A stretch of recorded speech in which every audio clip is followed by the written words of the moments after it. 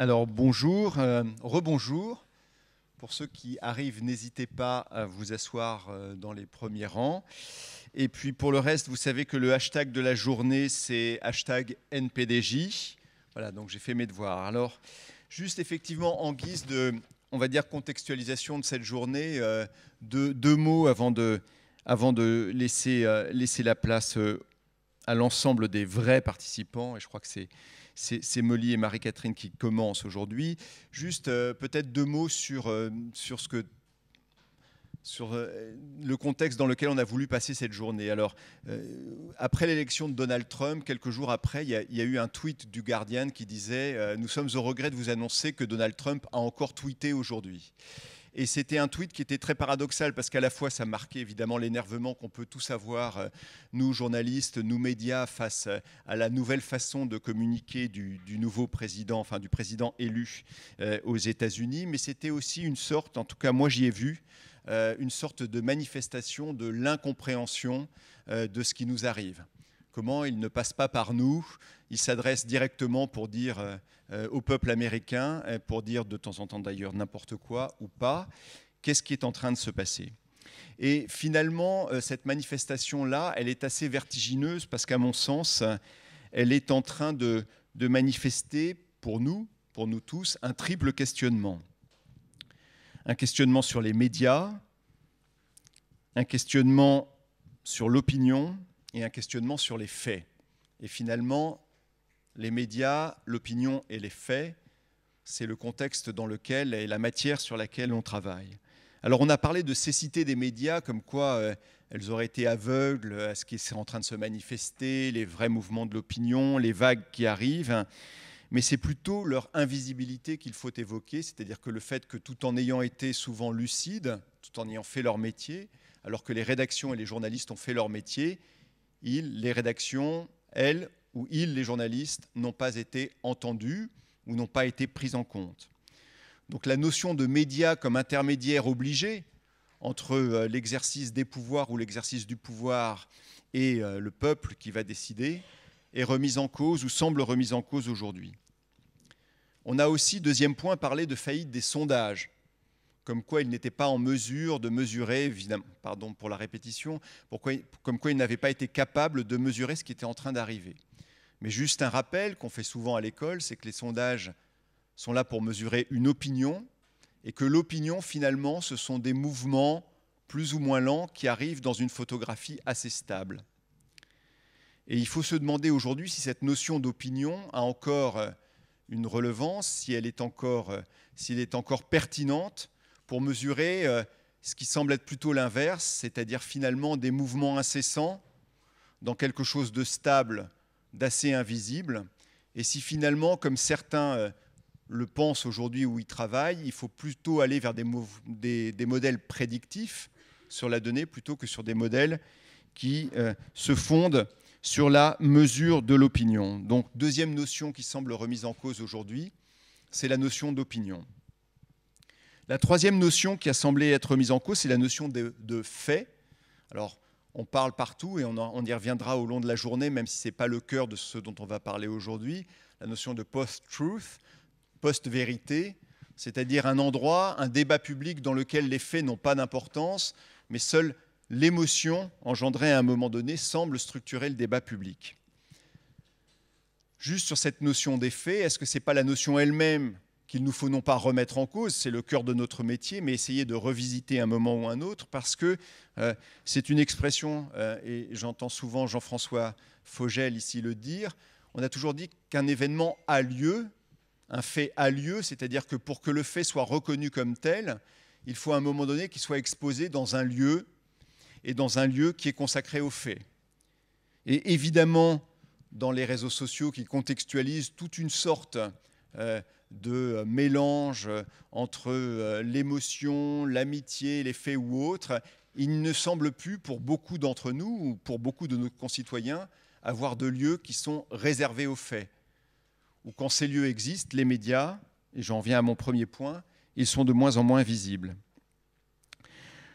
Donc il ne s'agit pas pour nous de tout aborder dans cette journée, on a plusieurs années pour le faire, mais on a voulu replacer cette journée dans le contexte que nous connaissons tous.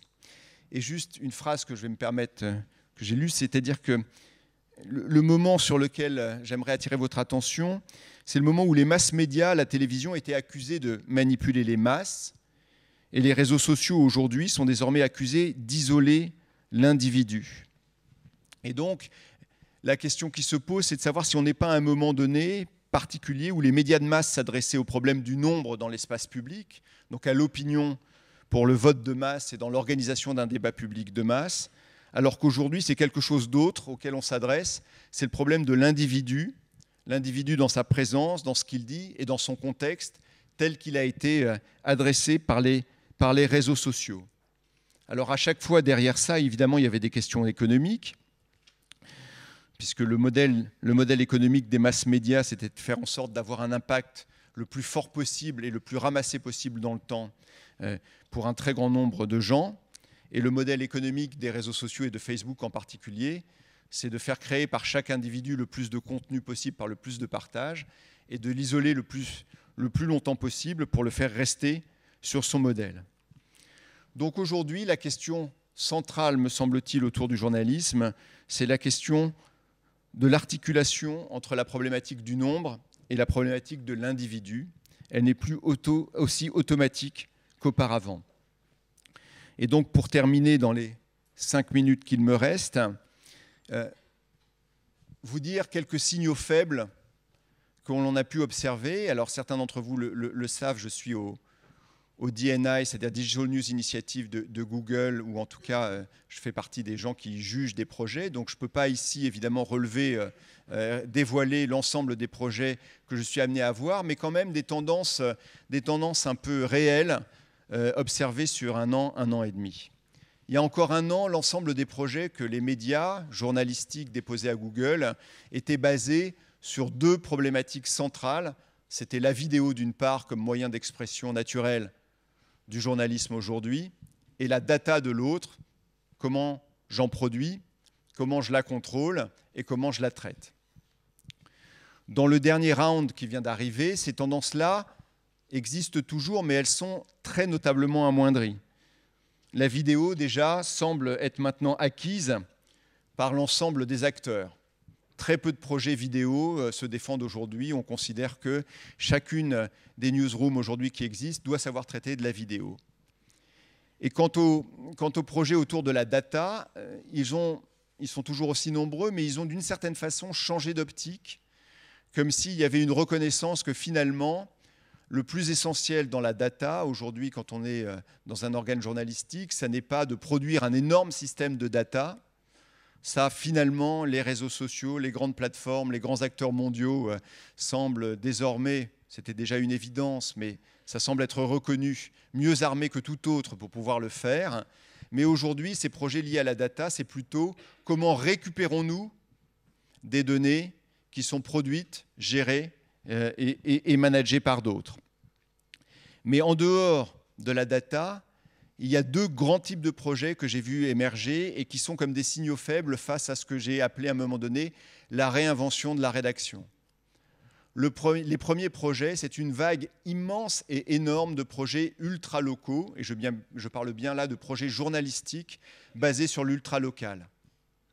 Comme si cette granularité proposée qui va au plus près des individus était aujourd'hui la voie de passage obligatoire d'un journalisme qui s'adresse, comme je l'ai dit, de plus en plus à des communautés très restreintes ou à des individus eux-mêmes. Et donc, dans les projets qui étaient possibles de voir, il y avait à la fois des projets qui visaient à produire de l'information ultra-locale, assez classique, mais aussi des projets qui visaient à mettre en relation, individu par individu, dans une localité extrêmement restreinte, rédacteurs, journalistes et autres, dans cette manifestation d'un système ultra-local. Avec une reconnaissance, c'est que cette granularité-là, elle est trop fine pour que les plateformes et les algorithmes puissent à un moment donné l'adresser.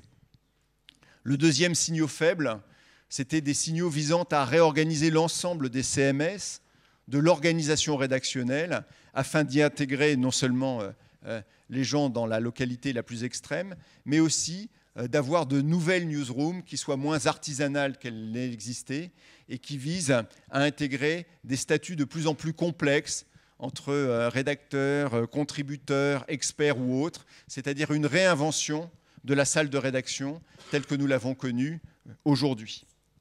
Et ces deux signaux qui sont très importants, moi j'y vois la manifestation comme effectivement un journalisme qui essaye de contourner la problématique du nombre qui aujourd'hui est soit inaudible dans certains médias de masse, soit capté par l'ensemble des plateformes, pour de plus en plus rentrer dans la problématique d'un journalisme qui s'adresse à l'individu lui-même.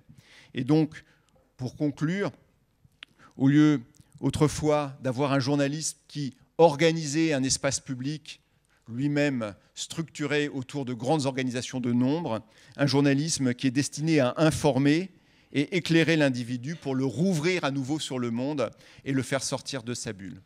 Voilà en quelques mots les tendances vues cette année. Et ce que vous allez voir aujourd'hui dans toute cette journée avec un programme extrêmement riche, c'est toujours la même question. C'est comment le journalisme aujourd'hui, face à la technologie, face aux outils technologiques et sociaux qui se développent, réagit.